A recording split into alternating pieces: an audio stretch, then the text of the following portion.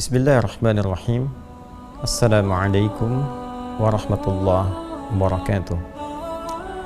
Alhamdulillahil qail alladzina idza asabathum musibah qalu inna lillahi wa inna ilaihi raji'un. Wassalatu wassalamu ala rasulillah alladzi dzakkara li ummatihi bi an yadhkuru mahasina mautahum. Wa sallallahu ala sayyidina Muhammad wa ala alihi wa sahbihi wa dhurriyyatihi wa ummatihi ajma'in wa ba'd. Fa ya ahbaballahi wa ahbaba rasulihi sallallahu alaihi wasallam, usi nafsi wa iyyakum bi taqwallahi faqad fazal muttaqun fala tamutunna illa wa antum muslimun. Allah Subhanahu wa taala telah memberikan satu ketentuan hukum dalam berkehidupan, bahwa siapapun manusia yang berkehidupan di muka bumi ini menjalani misi sebagai khalifah untuk beribadah kepada Allah Subhanahu wa taala, diberikan oleh Allah batas waktu untuk mengemban misi dimaksud dalam setiap generasi yang berkelanjutan dan saling menggantikan, dan masa waktu ini disebut dengan nama ajal. Maka setiap insan tidak akan bisa berlepas dari ketentuan ajal ini, baik generasi terdahulu, kini, ataupun yang akan datang. Demikian Allah Subhanahu wa taala berfirman dalam Al-Qur'an surah ke-7 Al-A'raf ayat 34. Walikulli ummatin ajal fa idza jaa ajaluhum la yastakhiruna sa'atan wa la yastaqdimun. Dan setiap umat, kelompok masyarakat yang berkehidupan, setiap generasi yang saling menggantikan, mereka memiliki batas waktu untuk menuntaskan misi dalam kehidupan, batas waktu untuk mencari bekal, beribadah sampai kembali kepada Allah Subhanahu wa taala. Batas waktu itulah yang disebut dengan ajal. Maka bila telah tiba ajalnya, manusia tidak dapat mengkreasikan diri, baik memajukan ataupun berupaya mengundurkan ajal yang dimaksudkan. Hadirin sekalian, dalam mengisi ajal ini, maka manusia dibimbing oleh Allah Subhanahu wa taala untuk memenuhi waktu ini dengan beraktivitas, yang tentunya aktivitas ini didesain oleh Allah Subhanahu wa taala dalam dua kerangka utama. Yang pertama adalah dalam konteks ibadah, menyembah, mengagungkan dan mengesahkan Allah Subhanahu wa taala. Demikian dalam Al-Quran surah ke-51 Adz-Dzariyat di ayat ke-56. Wa ma khalaqtul jinna wal insa illa liya'budun. Dan tidaklah kuciptakan jin dan manusia itu kecuali untuk mengkreasikan seluruh aktivitas hidupnya dalam rangka ibadah kepada Allah Subhanahu wa taala. Yang kedua adalah manusia dibimbing oleh Allah Subhanahu wa taala untuk menjadikan seluruh aktivitasnya dalam rangka memakmurkan setiap tempat yang ia pijak, memberikan dampak-dampak positif, hal-hal yang bermanfaat dalam setiap tindakan dan perilaku yang ia lakukan. Karena itulah hal yang bermanfaat, hal positif, hal yang kiranya mampu menyukseskan, memakmurkan, dalam bahasa Arab disebut dengan umur. Dan umur ini pula yang seringkali diterjemahkan dalam bahasa Indonesia dengan nama usia.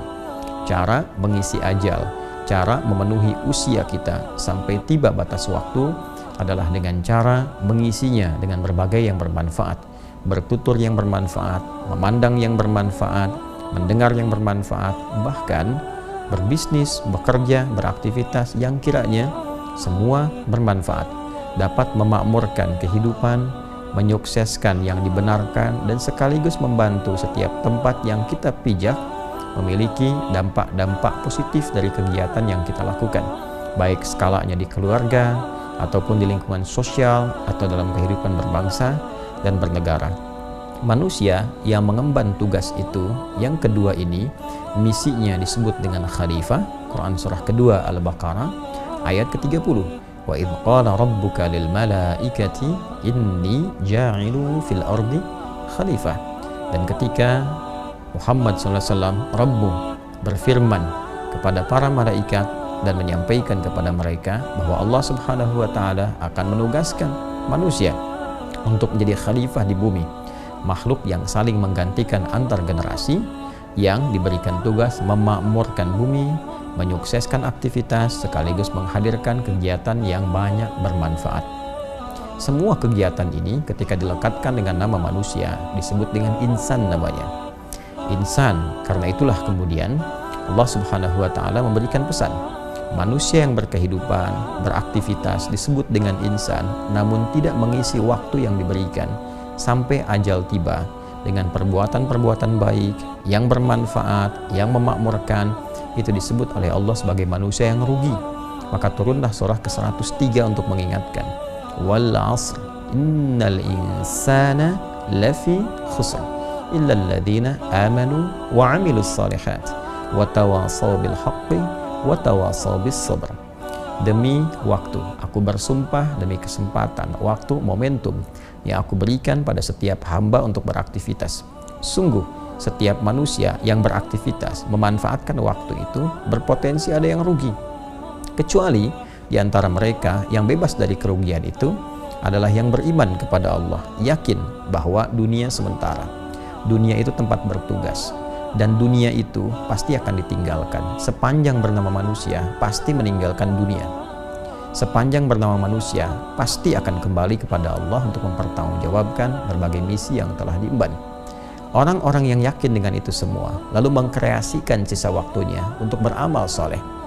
Dan dengan itu saling mengingatkan, saling share, watawasaw bil haqq, dan bersabar menjalaninya, maka itulah orang yang terlepas dari kerugian.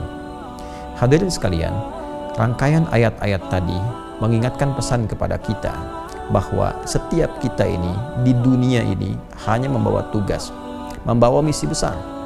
Imma itu untuk ibadah, mengesahkan, mengagungkan, berubudiyah kepada Allah Subhanahu wa Ta'ala. Karena itu kita sholat, karena itu kita puasa, karena itu baca Al-Quran, untuk mengimplementasikan keyakinan kita bahwa kita ini adalah seorang hamba yang punya tugas selama di dunia, mengesahkan, mengagungkan Allah Subhanahu wa Ta'ala. Saat yang bersamaan kita juga beraktivitas. Ada yang bekerja, ada yang berbisnis, ada yang di dunia diplomasi, di birokrasi, ada yang mengajar dalam rangka menjadi khalifah di bumi, membawa segala hal yang bermanfaat, mengajar yang bermanfaat, bisnis yang benar, menghindari manipulasi, jauhi kecurangan. Segalanya kita coba tunjukkan dalam rangka menjalankan misi yang telah Allah amanahkan kepada kita semua.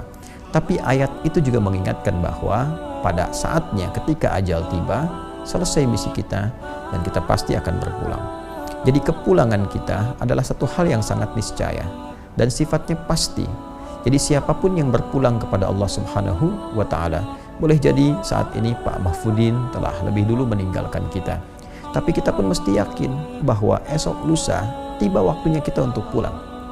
Tinggal pertanyaannya, bagaimana kemudian kita melihat diri, melihat cermin, melihat sekitaran kita, dari siapa yang pulang itu, dan dari situ kita belajar untuk bisa meningkatkan kebaikan yang mungkin kita bisa lakukan dan mengoreksi kekurangan-kekurangan, kesalahan-kesalahan yang mungkin telah dilakukan, sehingga ketika pulang bekalnya bisa optimal.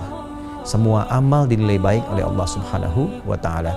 Ini yang dimaksudkan Quran surah ke-67 di ayat yang kedua itu. Walladzi khalaqal mauta wal hayata liyabluwakum ayyukum ahsanu amala wa huwal azizul ghafur. Dialah Allah Subhanahu wa Ta'ala yang telah menetapkan kematian itu dan juga kehidupan sesungguhnya untuk menguji yang masih hidup, agar mereka belajar dari proses kematian itu. Siapa yang wafat? Sekarang ada sosok yang meninggalkan kita. Coba lihat mereka. Boleh jadi yang lebih dulu meninggalkan kita itu amalannya begitu luar biasa. Terkadang dia beramal dalam kesunyian, tidak banyak berisiknya, tidak banyak viralnya. Dia mungkin tidak begitu populer di dunia, tapi penduduk langit begitu mengenalnya. Terkadang ada yang terlihat memotivasi, terlihat viral kisahnya, banyak diketahui, tapi semua sepakat bahwa mereka orang baik. Jangan-jangan orang-orang yang wafat mendahului kita dan kita tahu saat ini, kita mengenalnya, boleh jadi mereka itu telah meninggalkan berbagai legasi yang dinilai soleh oleh Allah Subhanahu wa Ta'ala. Belajar dari itu, bagaimana mereka bersedekah, bagaimana konsisten ibadah, sholatnya, interaksi dengan Qur'annya. Liyabluwakum ayyukum ahsanu amala, untuk menguji engkau supaya engkau itu berpikir, engkau itu merenung bahwa engkau pun akan pulang. Boleh jadi Pak Mahfudin telah mendahului kita, boleh jadi orang-orang lain mendahului kita, ada ayah kita, ibu kita. Al-Quran menegaskan pada kita, besok itu kamu, besok itu engkau. Lantas engkau harus mengoreksi diri, introspeksi. Kalau kamu pulang, bekal apa yang dibawa? Karena itu selalu belajarlah dari orang-orang yang telah kembali kepada Allah dan mendahului kita. Ambil manfaat dari mereka, pelajari kemuliaannya, kebaikan-kebaikannya. Liyabluwakum ayyukum ahsanu amala. Setelah itu kita buktikan kepada Allah untuk berubah. Tingkatkan amalan kita, tingkatkan ketakwaan kita. Minimal kita meneladani legasi kebaikan yang ditinggalkan oleh hamba-hamba Allah yang meninggalkan kita itu lebih dulu dibandingkan dengan kita. Pun demikian belajar dari kehidupan. Banyak orang soleh yang masih berkehidupan, banyak orang baik yang masih berkehidupan, atau belajar setidaknya dari orang-orang yang baru dilahirkan. Ya, walladzi khalaqal mauta wal haya, dan kehidupan. Ada orang yang baru dilahirkan, masih bersih, masih bening, banyak disayang-sayang, tidak banyak berbuat salah. Saat salah pun begitu cepat dimaafkan karena memang belum baligh, nalarnya belum sempurna. Ya, Allah memberikan pesan kepada kita, kamu itu lahirnya bersih, lahirnya baik, lahirnya penuh dengan kelembutan, kasih sayang, menyenangkan. Kenapa setelah dewasa akal kamu matang kok menjadi keras, menjadi kasar, menjadi jauh dari kebaikan dan sebagainya? Introspeksi diri. Maka kehidupan, kematian mengajarkan kita pada hakikatnya untuk memperbaiki diri dan meningkatkan kualitas dalam berkehidupan. Ini yang pertama. Yang kedua, ini pesan penting dari Nabi SAW. Setiap insan yang sudah pasti akan meninggal, Nabi berpesan, siapkanlah bekal terbaik. Setidaknya sekalipun wafat, peluang-peluang transfer kebaikan itu masih tetap mengalir di alam barzakhnya. Masih tetap mengalir, dalam bahasa Arab disebut dengan jariyah. Kebaikan-kebaikan yang mengkreasikan pahala itu disebut dengan sedekah. Maka muncullah kemudian dalam banyak ayat di Al-Quran ataupun hadis-hadis Nabi SAW, sedekah-sedekah yang berfungsi untuk jariyah. Di antaranya Nabi pernah menggarisbawahi pada 3 amalan utama yang bisa mengkreasikan sedekah jariyah.